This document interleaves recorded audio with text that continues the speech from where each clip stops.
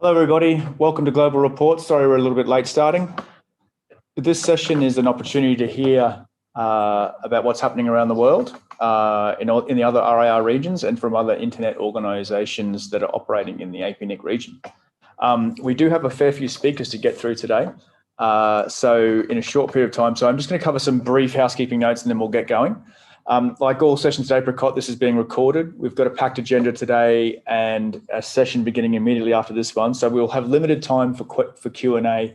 So what I suggest in the interest of time is that if you do have questions, please write those questions in the Q&A in text while the speaker is talking. And then once they're finished, we can go straight to those questions and get them answered. That would be much appreciated. We also have a chat available for participants during this presentation. We have a chat moderator, Sienna, who will help you out there if you have any questions or need any assistance. And please keep in mind the code of conduct throughout this session if you are participating in the chat. Please also bear in mind that many of our speakers who are joining us today are joining us at some ghastly hours of the day and night in their time zone. So please be gentle, everybody, and we appreciate all the commitment, particularly those who are coming from the North American region and also Latin America. We know it's very, very early. All right, let's get the show on the road. Our first stop, because we're just waiting on a couple of speakers to join. So I think what we're going to do is change the order up a little bit. And I will call on John Curran from Aaron to go first, if I may. So, John, if you are ready, over to you. Yes, Tony, I'm here. Hopefully you can hear and see me well. Yep, absolutely. Hear you perfectly. Very nice. Okay. Let me bring up a presentation real quick. So just bear with me a brief moment. Okay. And we'll get started. Sorry, I was getting ready. Have it up now.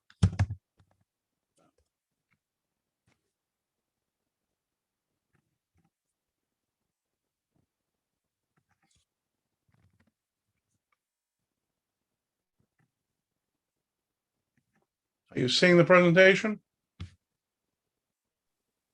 Not yet. If you just a bit of lag, give me here.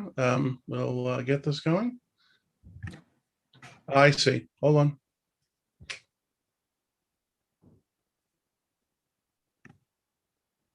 Okay. Yep, we see it now. Thanks, John. Okay. All right. Good morning or good evening, depending on where you're located. So we've been in the North America time, as earlier said. I'm John Curran, President and CEO of the American Registry for Internet Numbers. I'm going to give a brief update just to let you folks know what's happening in this region. Aaron, of course, is the RIR for North America, Canada, US, and about half of the Caribbean. And we have a mission statement similar to the other RIRs, which is management of internet number resources and development of the policies necessary to support the same. There's a region, everyone's quite aware. In terms of organizations served, we serve about 39,000 organizations. 23,000 of them are contracted, of which about 7,000 are members and about 15,000 of them are end user or legacy organizations. Our mission, of course, and focus is, again, similar to the other RIRs, multi-stakeholder model for how this is all managed. Educate the community about IPv6. A big amount of our activities is based on outreach there. And improve the services as the community wants. And work with the other RIRs for consistent, usable internet number registry system. In terms of working with the other RIRs, one of the things we've been doing is processing inter-RIR transfers. These are the counts of transfers moving between the regions since the beginning of inter-RIR transfers. So we've been involved in quite a few. 327 transfers into the APNIC region and 53 coming from the APNIC region, and similar volume and ratio, 300 and 8 going into RIPE and about 116 coming back. And of course, now a few with LACNIC because we're doing transfers with them. In terms of IPv6 outreach, we're making good progress. About 60% of our community has IPv6 resources. So that's a step up in the right direction.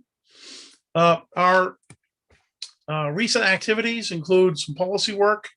We have a wait list, and we've changed the wait list period to clarify how the holding period works. We have a policy that allows very small IPv6 allocations down to a /40 for organizations. And we've updated clarifying requirements for allocations to downstream customers.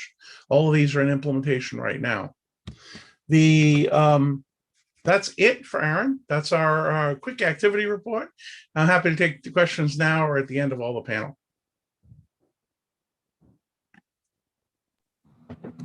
Thank you, John. That was very quick, and thank you for keeping to time.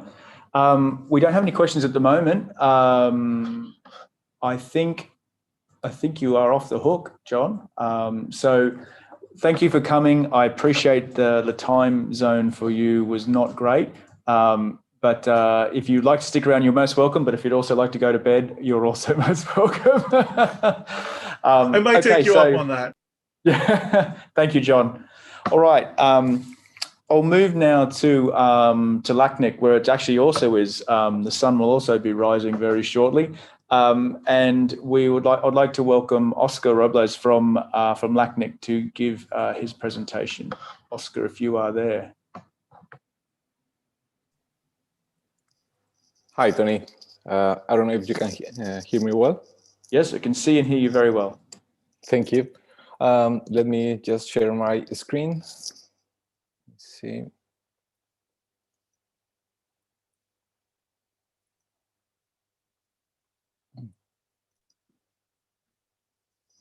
Here.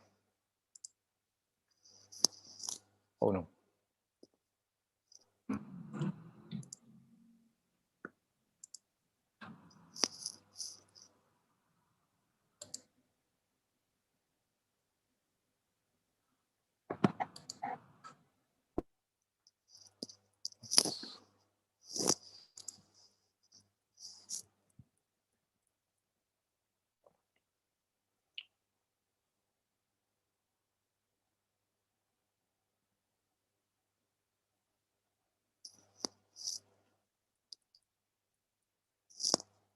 Sorry, something is happening different from the usual arrange.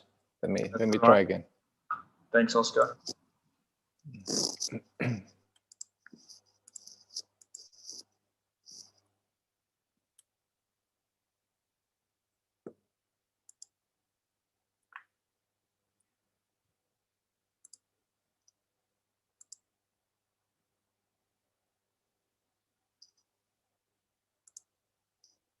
Yes, it's working.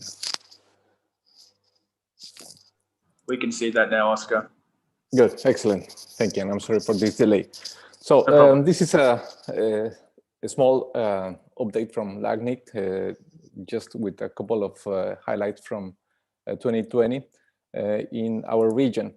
First, starting with the services and regional community, the most relevant highlight in LACNIC during this 2020, it was the IPv4 exhaustion. During August, the 19th of August, we had this end of phase 3. That means that we were unable to attend a specific request for IPv4. So we started the waiting list service for IPv4 request. And the other relevant highlights during this time is that you can see the red part of these charts, of these bars, is the transfers among registries, among the RIRs. So we started back in the second semester as well. So very aligned with the IPv4 exhaustion. As you know, every 2 years we conduct the customer satisfaction survey, And this time we had 98% of general satisfaction with LACNIC services. That is the top two boxes, the sum of the top two boxes. And that was the highest level in LACNIC history, and 6 points above the second highest that was in 2018, the one survey before. The best answer grew from 68% to 81%, which is the highly satisfied option. Another relevant activity is the statutory electoral processes. We had 5 seats to be filled in the 3 different statutory bodies, the two on the Electoral Commission, and 1 in the Fiscal Commission, and 2 in the board. The turnout for these 3 electoral processes was 12%, which is one of the lowest points of turnout in the last 5 years. We used to have twice that amount of membership participation. Our annual events, we were the first RIR event to have to be moved into a virtual one, and we had only 5 weeks to come up with that format. We had around 1,000 participants in each event, although physical attendance are not comparable with virtual participants anyway, and that was an interesting turnout. Something worth to mention is that we were able to organize these 2 events with this level of satisfaction, 98%, as you can see in the second event. And that was not by accident, but mainly for the strong community that we have built in all the previous years. We need to get back soon on physical events to keep this permanent process of building community, to allow us to get to be working on all these activities as a community. And as you can see, the level of participation in the surveys is rising as well, from 23 to 32% of the participants in the events are answering the survey for every event. Another relevant highlight during this 2020 is that we update the code of conduct for the community in LACNIC. The working group in charge of the review of the community code finished its work, and at the end of the year, the board of LACNIC approved all the recommendations made by the working group, including the introduction of trusted representatives. They are staff and community, as you can see in these 2 sections, and are designated by the LACNIC board, and the role is to provide support to the community as well as information regarding the code of conduct. They may help channel complaints and or address situations that may occur in LACNIC's in-person and online participation spaces, and which require an immediate response. The online training efforts that we conducted last year were relevant because of the lack of physical meetings. So most of our efforts were in this online training tool.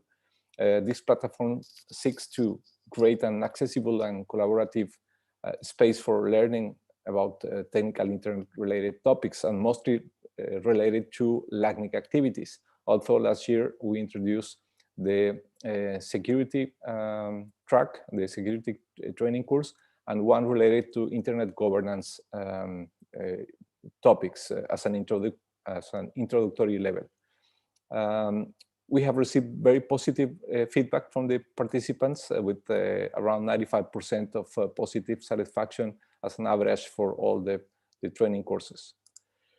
Another relevant highlight on the services was the introduction of the Internet Routing Registry from LACNIC, and this is the evolution of the objects. Of course, this is a small IRR still, but considering that we just launched this service last year, and we are introducing different updates as soon as we have those available.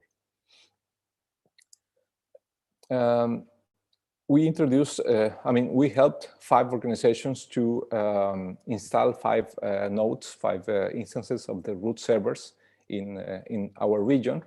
Even though we are not root server operator, we provide relevant inside information to root server operators about appropriate organizations that may host a node in our region.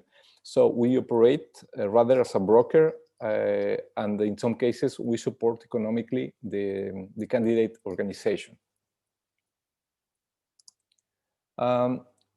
Something relevant that you might have not seen, and it was almost, we hope it was almost not seen by the community, but we needed to do it, is that we need to introduce alternative initiatives by the mid of the year.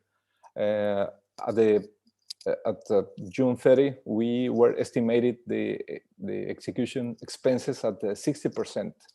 That was very low execution, and considering that we are not a for-profit organization, but we are a non-for-profit, which we use that as a way to do things rather to earn money. So we needed to pay attention to what we can do with all these limited situations during the pandemic. So we presented around 60 initiatives for LACNIC sport consideration. Of course, those were approved. As you can see, those 60 initiatives were mostly related to our customers and community.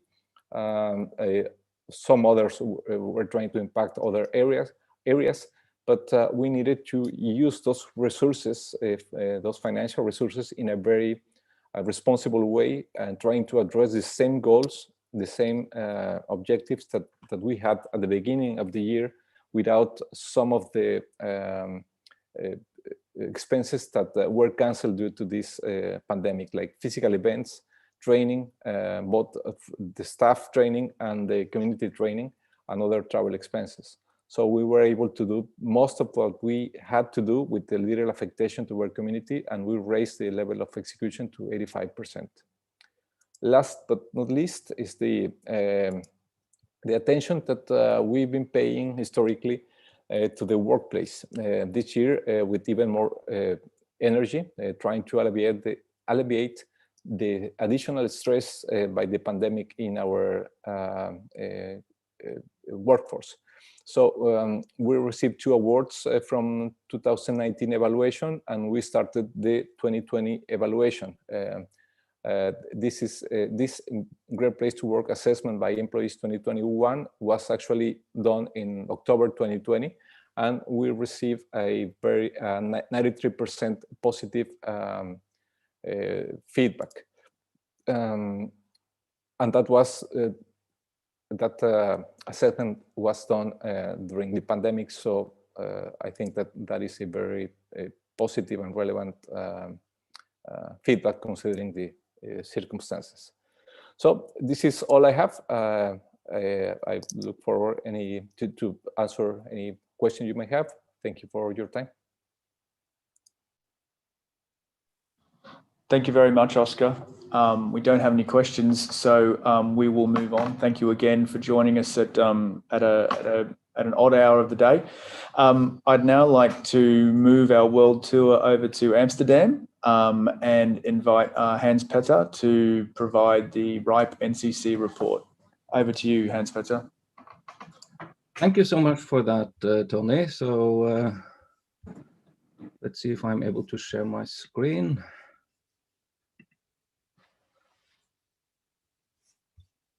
And here we go. So you can see my slides. Yes, we can. Thank you. Good, thank you. Yeah, so my name is Hans-Petter Holen, and I'm the managing director of the RIPE NCC. Theoretically, I'm located in Amsterdam, but due to the pandemic, I'm still stuck in Norway.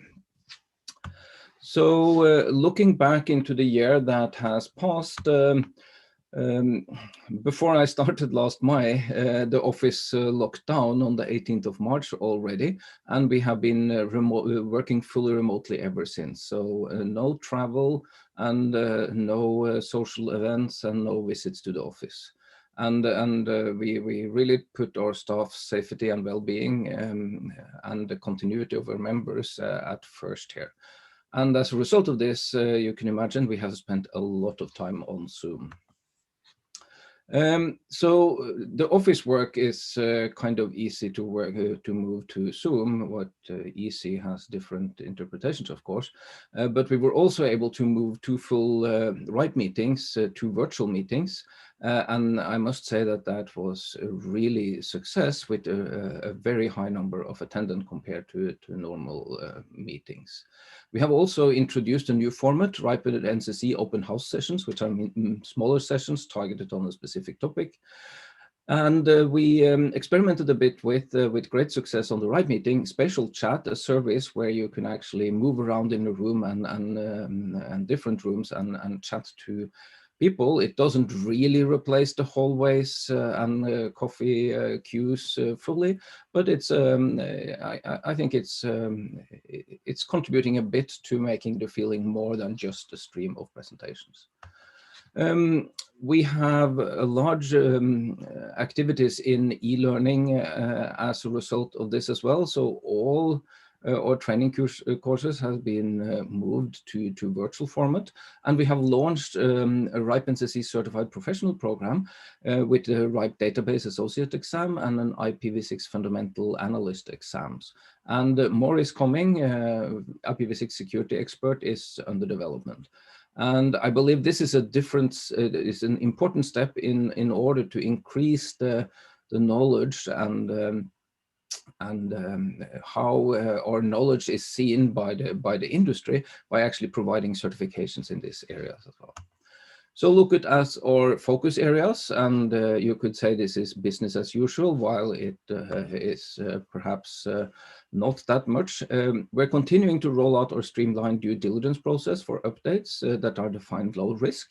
And this is, of course, easy in countries where we have good access to business registers and it's easy to verify information, that we can focus on the higher risk cases where it may be more difficult to establish the facts of the documentation that we get. We unfortunately have to adhere to EU sanctions and Dutch sanctions since we're located in the Netherlands. And this means that we have implemented a quite extensive check now against the EU sanctions list, so that we can treat our members within the legal constraints of political sanctions. Luckily, the outcome of this from our dialogue with the Ministry of Affairs is that the only thing we have to do is to prevent transfers, so it does not really affect the operations of the internet. It's been more than a year since V4 ran out, and we now have a waiting list, and we actually have some bits and pieces to hand out, so it takes less than a day to get something off the waiting list. A very important focus area, and I guess this is for all of the RIRs, is RPKI. So going from an internet where everybody trusts routing from their upstreams and do manual checks and manual filtering, getting into a world where we have digital verification of the routes through RPKI is a very important step forward. And we are now working to establish an audit framework around this service, so that we can prove to our members, the ISPs of the world, that we actually operate this within a safe and verifiable set of procedures. We used to have an RPKI validator, and we will retire that on 1st of July. And one of the reasons for this is focus.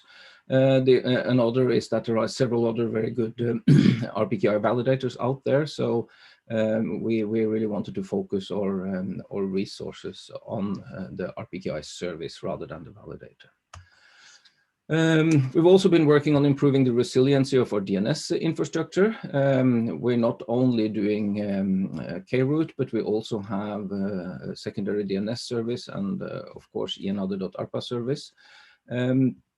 And we're working to extend the number of sites for this. RIPE Atlas celebrated 10 years in November. The Atlas probes can now be run also on CentOS 7, 8, Debian 9, and 10, and Raspbian, and Docker, and Turris routers. And you will soon see an announcement regarding new hardware probes as well, as not all of our members have the opportunity to run virtual probes, but rather will prefer hardware probes. RIPEStat is a very important piece in our information services area, as it provides a looking glass into the data that we collect. And we are moving some of these to the cloud now, so that it will be easier to use advanced techniques for analyzing data. We're updating the BGP play with new features, and we have done significant improvements to the user interface. IT security is an important area for all of us these days. And we are working with the formal frameworks here to expand security controls and also aiming for a third-party certification in this area. In the IT support area, we have worked to decrease technical depth and also move non-business critical elements to outsourced and cloud solutions. I mentioned the user experience, and this is really a cross-organization initiative where we really focus on improving the user experience. Here the aim is to ensure a consistent user experience across our services. And we already have this on RIPE Stats and RIPE Atlas, and we're now working on RIPE Labs as well. RIPE Academy also moved to this new look in early 2020. So that is a very important investment that we make in modernizing and making the user interfaces more available for everybody.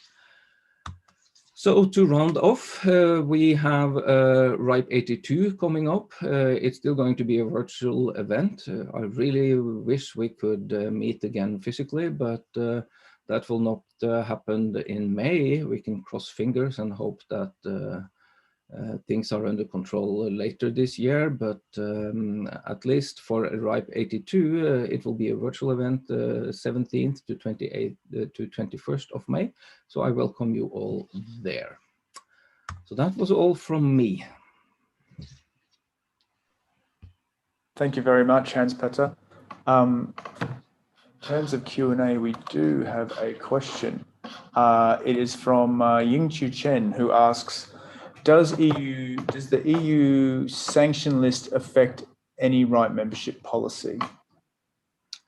So thank you for that question. No, the sanction list is about providing economic resources to some of our members. And the definitions of the Ministry of Foreign Affairs in the Netherlands is that the only economic resource that we are providing is transfer of IP addresses. So providing IP addresses as such is not considered a violation of sanctions, but allowing transfers of IP addresses for money, obviously, would be providing an economic resource. So therefore, we have to block IP address transfer for sanctioned entities. Thank you, Hans-Petter. There's no more questions, and I'd like to thank you very much for making your presentation today and joining us. I'd now like to move to APNIC and invite Arthur to present the report from the APNIC region.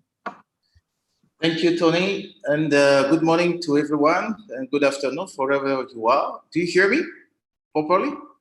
We can hear you very well and see you. Thank you. So let me share my screen.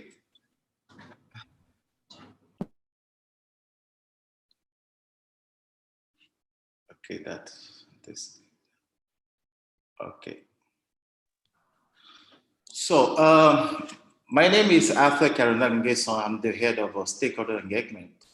And it is an honor for me to attend the virtual meeting. And I will give you a brief update on APNIC activities. So for those who are not aware of what APNIC is, we have the fifth area. Our headquarters is in Mauritius, where I am right now. And APNIC cover 55 economies and the Indian Ocean. We have 54 staff that are serving the community. Okay, the next one. So now, I'm sorry, my screen is locked. Okay, right. So we have now APNIC as in portfolio as more than 1,900 members. And for last year, 2020, we recruited 191 additional members. In terms of resource allocation, we issued last year more than 1 million of IPv4 addresses and 105/30 IPv6 prefix and 210 S numbers.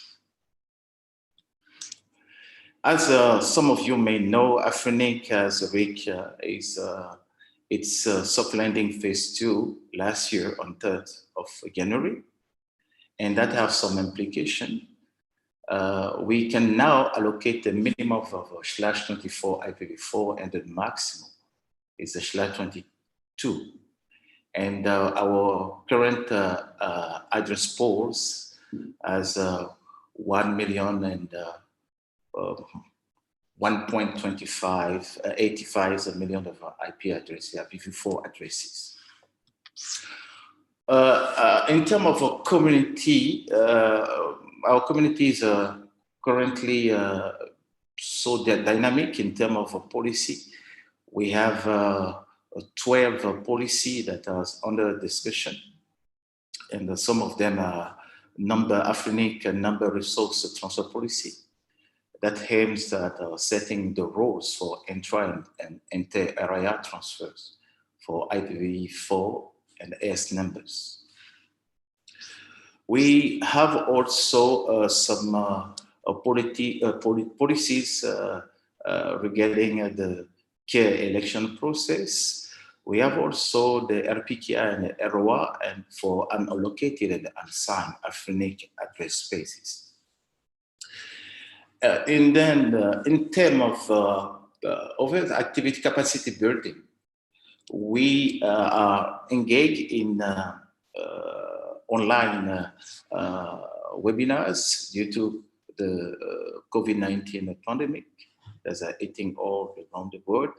So we conducted 20 webinars last year that has been attended by more than 1,900 professionals. And that was about IPv6 helpdesk, where 27 people participated. We also have in our e-learning courses more than 800 participants that are registered and are following our course online. We also conducted 2 IPv6 deployments on the continent. And in terms of external activities and engagement, as I already mentioned, due to the COVID pandemic, we adapted our strategy to shift most of our activities online. So, as you may know, APNIC Internet Summit of last year was held online from 14 to 18 of September, where we recorded 500 participants. We also supported 12 regional ICT events on the continent. We participated in 9 government activities. We also conducted 17 community outreaches and 2 advocacy deployments. And what is interesting here is APNIC is increasing its engagement with the different government. We signed 4 MOU for a total of 9 projects. And finally, our next meeting, African Internet Summit IS 2021, will be held online from 30th of May to 4th of June, and you are all invited to take part of this important event. Thank you very much. That's all. Before handing, you know that we are facing some situation with the resignation of our PDP co-chairs, but the board of directors members are handling that situation to find a suitable solution for that. Thank you very much for your attention. That's all for me.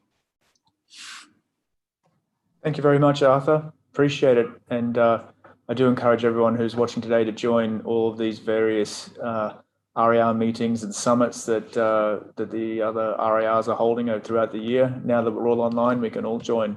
Thank you very much, Arthur. Okay, that concludes all of the RAR's presentation. So I'd now like to move to Los Angeles, where it's a good evening to Selena Harrington from ICANN, who's going to provide a report from PTI on the IANA function. So it's over to you now, Selena. Thank you. Let me just see if I can get this presentation up.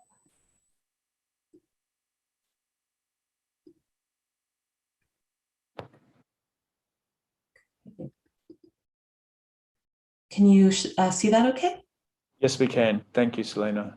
Okay, great.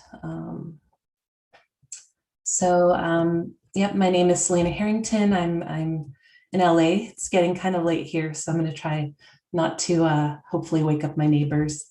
I work on the IANA services team as a specialist, and I'm going to give a quick update about the IANA and PTI activities. So the topics I'm going to go over, I'll start with some team updates, including some staff changes that we've had recently, the FY22 budget process, our audit programs and customer surveys, monthly performance reporting, and our RAR allocations dashboard. So up first, our team updates. Like many of you, we've all been working remotely since March 2020 due to the pandemic. It's been hard not to see each other or travel and engage with the community like we used to, but our day-to-day work hasn't changed very much, and we've continued to meet our service level agreements during this time. We have had a couple of key staff changes recently. James Mitchell joined our team as our new Director of Technical Services, and Nyla Saris, who was our Director of IANA Operations, left in November. So we are currently searching for her replacement, but luckily she didn't go too far. She's now ICANN's VP of Stakeholder Engagement for North America. So when we are allowed to start working at the office again, we'll at least be able to see her since she'll be in the same building as us. Up next is some information about the FY22 budget process. The PTI budget and the IANA budget have to be developed each year prior to the ICANN budget. And the draft is due 9 months prior to the start of the fiscal year. The PTI budget represents the costs of delivering the IANA functions, while the IANA budget is those costs plus the costs of enabling the IANA functions, such as oversight, contract management, and community reviews. This time, the budget was based on priorities webinars that were held with different stakeholder groups. We proposed a budget that is slightly lower than the previous year, and the PTI board approved the budget, and it's now been rolled up into ICANN.org's budget process. And I have a link there if you want to see more information and details about what's in the adopted budget on the pti.icann.org website. I also want to talk a little bit about our audit programs. The SOC 2 audit for our registry assignment and maintenance systems was completed, and the report was released in late January to the NROEC. The SOC 3 certification of the root zone KSK system was also completed for the period of December 1st, 2019 to November 30th, 2020, and no exceptions were found during that period. That report will be publicly available in mid to late April. And you can find out more information about the audit programs and see previous reports posted at that link on our website. Up next is our customer surveys. We perform two different types of surveys. One of them is what we call our How Did We Do survey. It's sent after a ticket has been resolved. It only has one question on it, which is yes or no, were you satisfied with our service? For the numbers community, we received 100% response and satisfaction rates in 2020, although I should note that that was only for 5 surveys sent.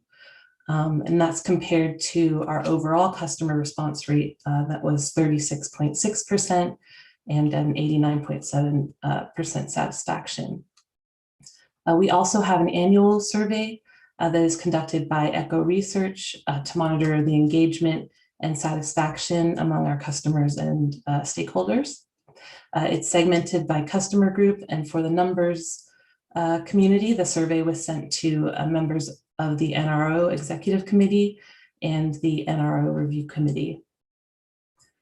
This year, we saw an increase in participation over the previous year, going from 5% in 2019 to 30% in 2020. And the satisfaction score also increased a little bit from 4 to 4.2 out of 5.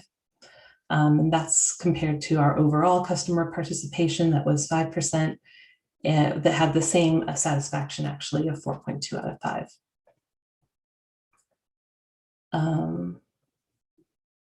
And you can find, oh, I should actually go back. You actually can find a report with a lot more information on the 2020 annual engagement survey on our website at ianna.org/performance. And that's also where we keep our numbers, monthly numbers performance reports.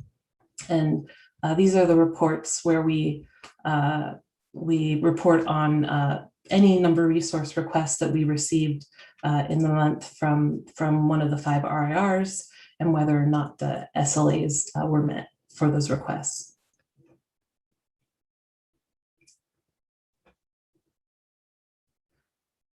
And finally, another thing that I wanted to highlight on our website is the newish RIR allocations dashboard.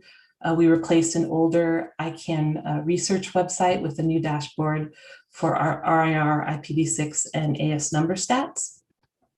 It shows internet number resource allocations by RIR. It is no longer reliant on Flash. You can drill down for specific details for each RIR, which I'll show you in a second. It has new gauges that show availability percentages, stats for monthly average allocations, resource availability, supply forecasts, etc. And it's just basically a useful place where we can see quickly how much does an RIR still have available, what is their performance, when can they come to us and request more resources. So this next page, this is the overview page, and that link actually at the top is a link to where you can view the dashboard, but you'll see the overview charts here for the IPv6 and AS number utilization by each RIR. And if you click on the chart on one of the RIRs, it will take you to a page that has more details about the utilization for that RIR. So here's an example for if we clicked on APNIC on the IPv6 chart, it will take you to a page that has a lot more information. It includes the eligibility threshold. So when this green bar gets below the 50% red line, then they'd be eligible to come to IANA and request additional blocks of IPv6 addresses. And so we have the at-a-glance statistics over here that shows, eligibility, available space, necessary space, also a trend and forecast, and there are even more charts further down the page. And we have a similar detail page for AS number stats as well. And I think that's the end of my presentation. Thank you. Thanks very much, Selena. Thanks for staying up late for us. There aren't any questions in the Q&A pool, so thank you very much. We'll let you go. I'd now like to invite a couple of speakers from closer to home in the APNIC region. First of those will be Aftab Siddiqui. Aftab's going to provide a report from APNOG. Over to you, Aftab. Well, from the ASOAC. Oh, ASOAC. I've been given the wrong information. ASOAC it is. Thank you. You wear many hats, Aftab. It gets confusing. Yes. So, I mean, with my long hair, I think I should start wearing hats like Louis. Anyway, so let me pick the right screen to share if I can. Yes, please. I'm assuming you can see the right screen, so I'll just go ahead with it. We can. Thank you. Right. So this is a quick update about the ASOAC. Who we are. We are, well, in the RIR, we are the number council, NRO number council. We are 15 members, 3 from each region. 2 are elected at large, means by the community, and 1 is appointed by the respective RIR board. And then we have RIRs and ICANN observers, a part of the ASOAC and RONC. Different for every RIR in terms of the terms of office, but what we do is we do certain things. Then most importantly, we appoint 2 ICANN board members, and we look after and facilitate the global policy development process. We meet at least once every month via virtual conference, whether it is via phone or anything available. This is the current list of ASOAC and RONC members. From the APNIC region, it's myself, Nicole Chan, and Shubham Saran, who is serving on the ASO. This year, we have elected a new chair. So Kevin Bloomberg from the Aaron region is serving as the chair for 2021. Along with him, he has selected Mike Silva and Hervé Clement as the vice chairs. So as part of facilitating the global policy development process, we do appoint a PPFT called Policy Proposal Facilitator Team. It consists of 1 member from each region. From APNIC region, we have Shubham Saran serving in this role. But from other RIRs, we have Wafa Damani, Martin Hannigan, Esteban Lascano, and Hervé Clement. Right. So as part of the ASO review, which happened in 2017, the report came out in 2017. There were certain recommendations, and we, from the ASO-AC side, we implemented all of the recommendations. And some of the recommendations was to be more transparent and more open, and we did that. And now ASO-AC mailing list is publicly archived. If you would like to read that what we are doing, you can go and have a look. Our face-to-face meeting is also open to observers. Of course, there's no face-to-face meeting happening at the moment, but once we will be able to meet again, you can join us in person as well. Of course, there are certain discussions which are private. So anything related to ICANN board election remains a private discussion. ASOAC monthly calls are also open to observers. You can also join. The Zoom links are always available on the ASO website. So the current ASO, so the current ICANN board members, which ASO AC has selected, are Maimura Akinori from the APAC region and Ron De Silva from the AREN region. And also Pankaj Chaturvedi is serving as a NOMCOM appointee from the ASO side. This is a very important year for us because we have to appoint a new ICANN board member for seat 9. Currently, we are in the comment and the interview phase. The link is there. There are 10 candidates. You can go and have a look and provide your comments to the candidate you are supporting. And then we will be selecting a new NOMCOM candidate from the ASO/AC for 2021 and 2022 term. So this is going to be in the first half of the year as well. These are the things we are doing at the moment. If you have any question or concern or would like to reach out to us, you are more than welcome. As I said, our meetings are open. You can join as an observer and listen to what we are talking about. We do it at quite odd times for the Asia Pacific region, which is 12 p.m. UTC, but you can always be part of it if you'd like to. That's all from my side. Thank you so much. Thank you, Aftab. Appreciate it. We do not have any Q&A for you in the box, so we will move on to our last but absolutely not least presenter, and that is Amrita Chowdhury, who's going to give us a quick update from the ICANN NOMCOM. Thank you, Amrita. Thank you, everyone. Amrita here for the record. I am not going to use the presentation for speaking. The presentation is there on the APNIC website, so you can look at it. I would be giving you an update from the NOMCOM.